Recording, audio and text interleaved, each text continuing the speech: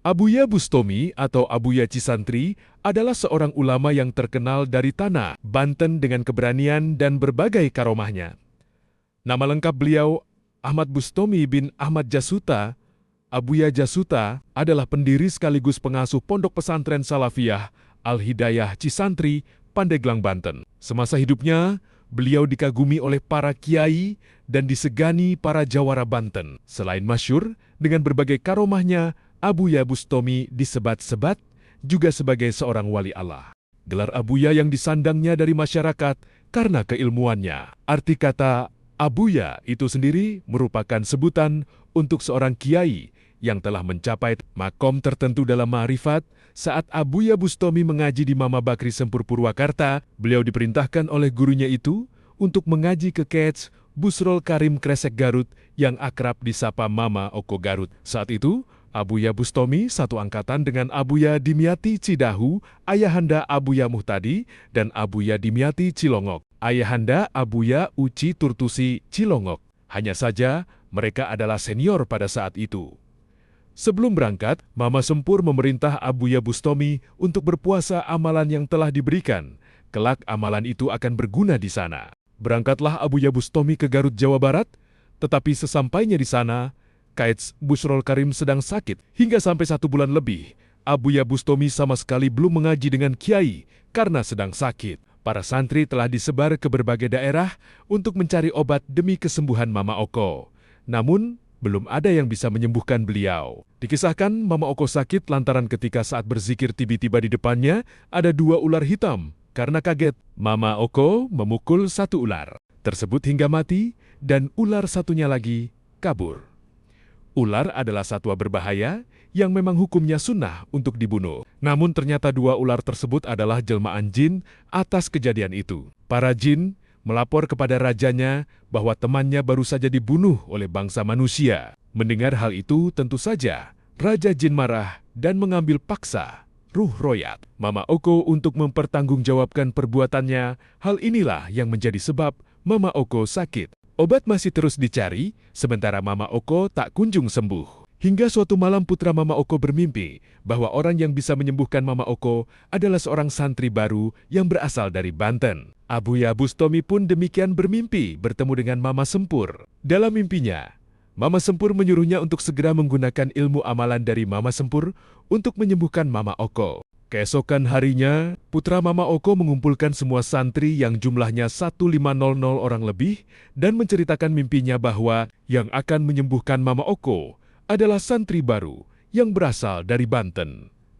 Dimintalah santri yang berasal dari Banten untuk memisahkan diri. Setelah semua santri dari Banten dipisahkan, putra Mama Oko tidak menemukan santri baru dari Banten yang hadir di majelis.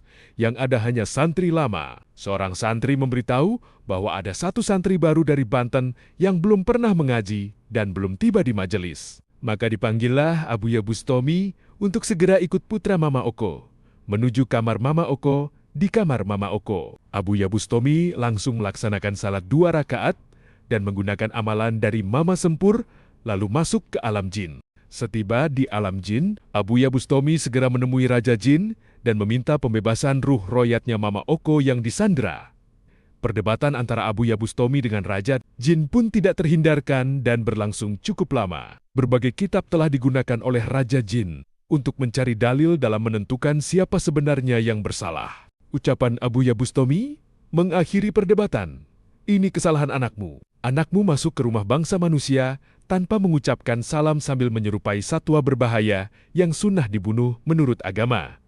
Raja Jin menerima kalah dan merasa bersalah. Sebagai permintaan maaf, Raja Jin menawarkan apapun yang Abuya Bustomi mau. Namun, Abuya Bustomi menolaknya dan berulang kali Raja Jin menawarkan barang-barang mewah kepada beliau. Namun Abuya selalu menolaknya. Abuya dan menghadangnya di tengah jalan. Abuya sedang berada di dalam mobilnya. Jaro Karis turun, kemudian menembakkan pistolnya ke arah mobil Abuya Bustomi. Lalu dengan tenang, Abuya turun dari mobilnya dan menghadap Jaro Karis yang sedang menodongkan pistol ke arahnya tanpa terlihat rasa takut di wajahnya.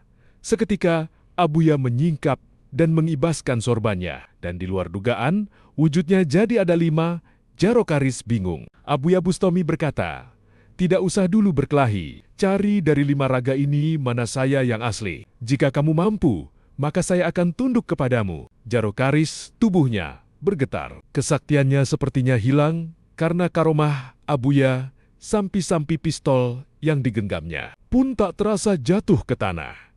Lagi diceritakan ketika Buya mendirikan pesantren, banyak tantangan dari berbagai kelompok masyarakat. Bahkan ada yang bermaksud mengusir beliau. Puluhan orang mengepung rumah beliau dengan senjata tajam. Beliau bukan malah takut, malah mencabut pohon yang cukup besar yang ada di sekitar rumahnya. Kelompok pengepung itu pun gentar dan mengurungkan niat jahat mereka. Perusahaan bus rugi besar. Dihikayatkan di awal tahun 1990 ada santri Abuya yang dipukuli kondektur mobil bus. Kemudian puluhan santri mencegat bus itu. Hingga terjadi perkelahian yang mengakibatkan 1 orang kondektur terluka akibat bacokan santri. Pihak manajemen bus itu pun melaporkan santri ke pihak kepolisian. Sebagai pengasuh, Abuya Bustomi bertanggung jawab atas apa yang dilakukan santri-santrinya itu. Beliau pun ditahan di kantor kepolisian. Ketika proses hukum itu berjalan, perusahaan bus itu mengalami kerugian sangat besar karena para penumpang enggan naik bus itu. Tak sampai di situ, perusahaan bus itu mengalami berbagai macam kecelakaan.